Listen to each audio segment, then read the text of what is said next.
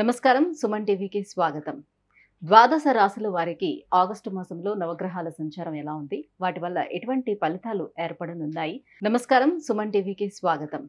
ద్వాదశ రాశుల వారికి ఆగస్టు మాసంలో నవగ్రహాల సంచారం ఎలా ఉంది, వాటి వల్ల ఎటువంటి ఫలితాలు ఏర్పడనున్నాయి, దానికి ఎటువంటి పరిహారాలను పాటించుకోవాలి, ఈ విషయాన్ని తెలియజేసేందుకు మనతో పాటు ఉన్నారు ప్రముఖ జ్యోతిష్య శాస్త్ర పండితులు, జ్యోతిష్య రత్న, జ్యోతిష్య చక్ర వైభవ నిపుణ డాక్టర్ రాళ్లపల్లి రవికుమార్ గారు. గురుగారు నమస్కారం. నమస్కారం. గురుగారు, ఈ ఆగస్టు మాసంలో ద్వాదశ రాశులకి ఎలా ఉండబోతుందో తెలుసుకునే ముందు నవగ్రహాల సంచారం ఏ రకంగా ఉందో తెలియజేస్తారా? తప్పకుండా. శరదిందు సమాకారే పరబ్రహ్మ స్వరూపిణి వాసరాపీఠ నిలయ సరస్వతి నమోస్తుతే. అందరికీ నమస్కారం. ద్వాదశ రాశుల్లో అంటే ఈ నెల ఆగస్టు నెల ద్వాదశ రాశుల్లో నవగ్రహాలు ఎక్కడ ఉన్నాయో ఇప్పుడు తెలుసుకుందాం. ముందుగా సూర్యుడు వచ్చేసి మనకి స్వస్థానమైన సింహరాశిలో ఉంటారు. అలాగే బుధుడు కూడా సింహరాశిలో ఉన్నారు. అలాగే శుక్రుడు కూడా ఈ నెల అంతా కూడా మనకి సింహరాశిలో ఉంటారు. అలాగే కుజుడు వచ్చి మనకి వృషభ రాశిలో ఉంటారు. గురువు వచ్చేసి మనకి వృషభ రాశిలో ఉంటారు. అలాగే శని స్వస్థానమైన కుంభరాశిలో ఉంటారు. అలాగే రాహు వచ్చి మనకి మీన రాశిలో ఉంటారు. ఇక కేతు వచ్చేసి మనకి కన్యా రాశిలో ఉంటారు. ఇవి ఈ నవగ్రహాలు ద్వాదశ రాశుల్లో ఈ నెలలు కూడా ఈ స్థానాల్లో ఉంటారు. గురుగారు, ఈ ఆగస్టు మాసంలో వృశ్చిక రాశి వారికి ఎలా ఉండబోతుంది? ఏ నక్షత్రాలు వృశ్చిక రాశిలోకి వస్తాయి? వాళ్ళకి నవగ్రహాల సంచారం ఎలా ఉంది? ఎటువంటి ఫలితాలను ఇస్తున్నాయి వాళ్ళకి? తప్పకుండా. వృశ్చిక రాశి అనగానే మనకి విశాఖ 4వ పాదం, అనురాధ 1, 2, 4 పాదాలు, జ్యేష్ఠ 1, 2, 3, 4 పాదాలు, ఈ నక్షత్రాల సమూహం మనకి వృశ్చిక రాశిలోకి వస్తుంది. వీరికి ప్రస్తుతం గురుబలం పరిపూర్ణంగా ఉందండి. అలాగే రాహుకేతుల బలం కూడా బాగానే ఉంది. ఇక శని మటుకు 4th హౌస్లో ఉన్నాడు కాబట్టి అర్ధాష్టమ శని నడుస్తుంది. కొంచెం వీళ్ళకి ఎఫెక్ట్ ఎక్కువగా ఉంటుంది. ఎందుకంటే ఇదివరకు కూడా మనం చెప్పుకున్నాం, మేషరాశి వృశ్చిక రాశి అధిపతి కుజుడికి శనికి అస్సలు పడదు.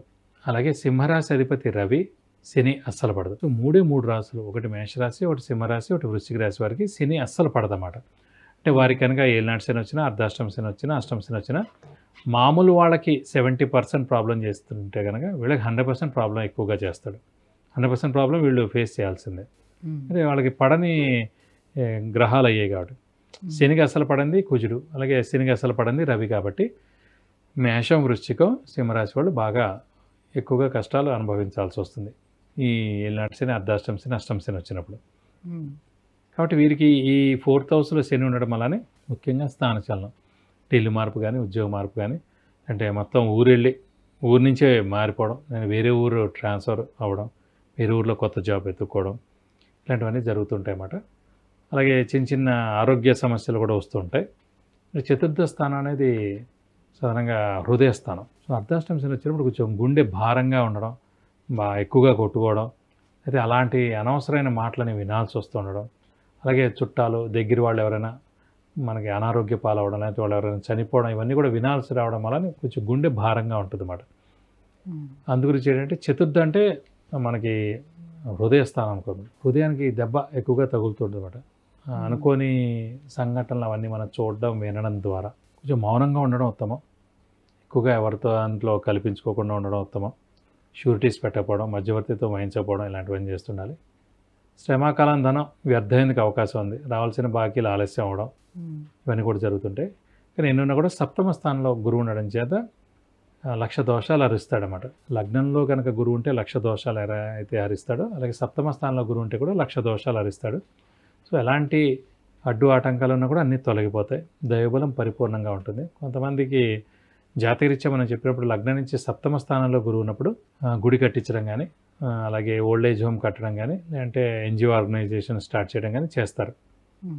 అలాగే ఇప్పుడు రాశి నుంచి సప్తమ స్థానంలో ఉన్నాడు కాబట్టి ఈ ఏడాది పాటు వృశ్చిక రాశి వాళ్ళు ఎవరైనా సరే గుడి కట్టించడం కానీ, అలాగే ఓల్డ్ ఏజ్ హోమ్ స్టార్ట్ చేయడం కానీ, ఎన్జిఓ ఆర్గనైజేషన్ స్టార్ట్ చేయడం కానీ, లేదంటే దానికి సహాయ సహకారాలు కానీ ఖచ్చితంగా చేసేందుకు అవకాశాలు ఉన్నాయి.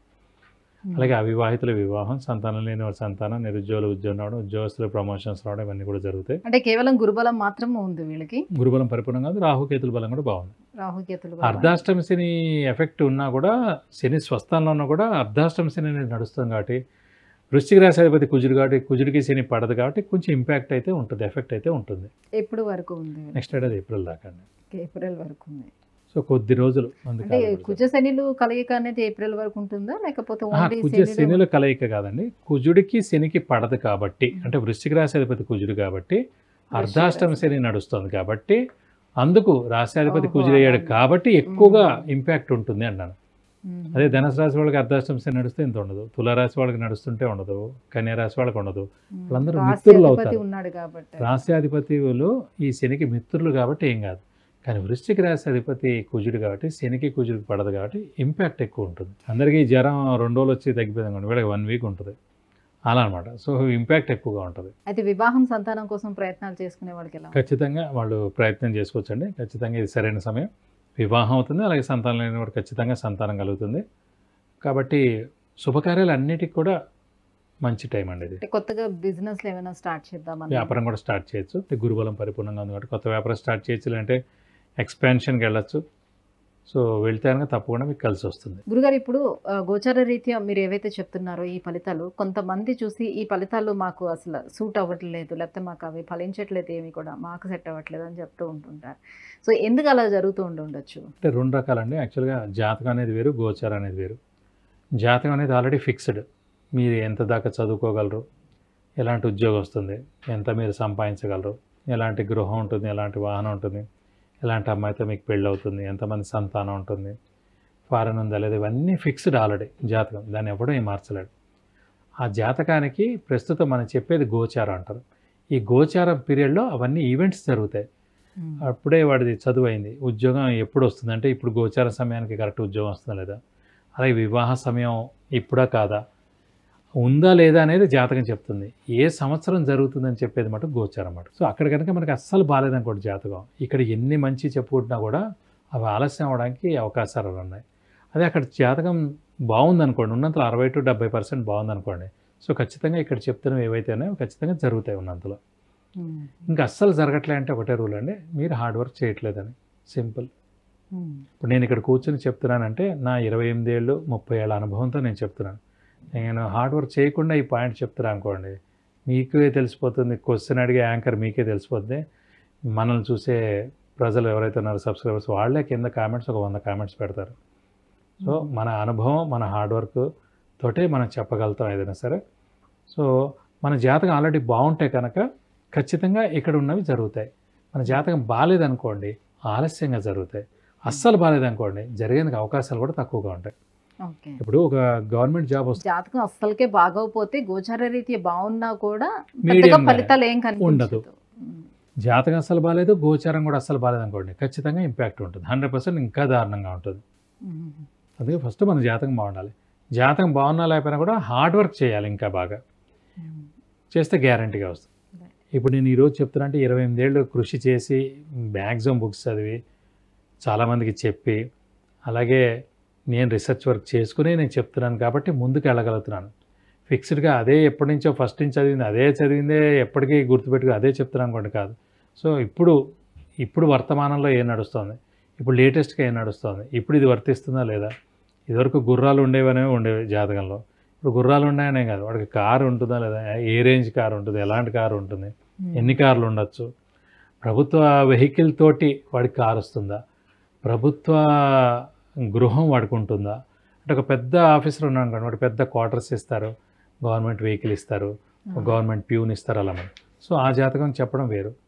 మామూలుగా మీకు గృహం ఉందనుకోండి, అది ప్రైవేట్ అన్నమాట, అది మీరు కొనుక్కునేది ఉండదు. సో అది చెప్పడం వేరు. సో అలా చాలా డీటెయిల్గా వెళ్ళాలి, జాగ్రత్తగా వెళ్ళాలి. అందుకే ఖచ్చితంగా జాతకుడికి డేట్ ఆఫ్ బర్త్ ఒరిజినల్గా ఉండాలి, టైమ్ ఆఫ్ బర్త్ కరెక్ట్గా ఉండాలి, నక్షత్రం రాసి తెలిసి ఉండాలి, కొద్దిగా అవగాహన ఉండాలి. అంతేగాని 1 గంట టు 2 లేదా 3 to 6 అలా చెప్పారనుకోండి, లగ్నం మారిపోతుంది. లగ్నం మారిపోతే మొత్తాన్ని మారిపోయినట్టు. లగ్నంతో చదువు, ఉద్యోగం, ఆరోగ్యం, ఆయుష్, సంతానం, గృహం, వాహనం అన్నీ లగ్నంతో చెప్పాలి. So 2 12 24 hours. ఏ 2 hours మీరు పుట్టారనేది చెప్పాలి. సో అందుకే మీరు కరెక్ట్ టైమ్ ఆఫ్ బర్త్ ఇస్తేనే మనం చెప్పగలం. ఇప్పుడు మనం చెప్పుకున్నది అంతా గోచారం, జస్ట్ రాసుల ప్రకారం. ఈ ఏడాది యాక్చువల్లీ ఈ ఏడాది మొత్తానికి ఎలా ఉంటుందని చెప్పుకుంటాం. అందులో మళ్ళీ 12 నెలలు మనం డివైడ్ చేసాం. ఇప్పుడు ఈ నెలలో ఎలా ఉంటుందని అంత పెద్ద ఇంపాక్ట్ ఏమి ఉండదు. సో ఇందులో కూడా మళ్ళీ ఫోర్ట్ నైట్లో 15 days చెప్తుంటారు, అందులో అస్సలు ఉండదు. వీక్లీ అంటారు, మళ్ళీ డైలీ అంటారు, అంత ఈజీ కాదు. గురుగారు, మరి ఈ వృశ్చిక రాశి వారు అర్ధాష్టమ శని నడుస్తుంది కాబట్టి ఎటువంటి పరిహారాలను చేసుకోవాలి? ప్రస్తుతం వీరికి ఇంకా ఒక ఏడాది పాటు ఉంది కాబట్టి అర్ధాష్టమ శని, ఖచ్చితంగా వీళ్ళు ప్రతి శనివారం ఉపవాసం ఉండడం మంచిది. అలాగే వీళ్ళు కనుక హనుమంతుడిని ఎక్కువగా పూజించడం, ప్రతిరోజు ఆంజనేయ స్వామి అష్టోత్తరం చదువుకోవడం, అలాగే శివుడు అష్టోత్తరం రోజు చదువుకోవడం, శివుడి గుడికి వెళ్ళి 41 ప్రదక్షిణాలు చేయడం సోమవారం, అలాగే మంగళవారం, శనివారం ఆంజనేయ స్వామి టెంపుల్కి వెళ్ళి 41 ప్రదక్షిణాలు చేయడం, అలాగే వడమాల సమర్పించడం, సింధూర పూజ చేయించడం, తమలపాకులు పూజ చేయించడం.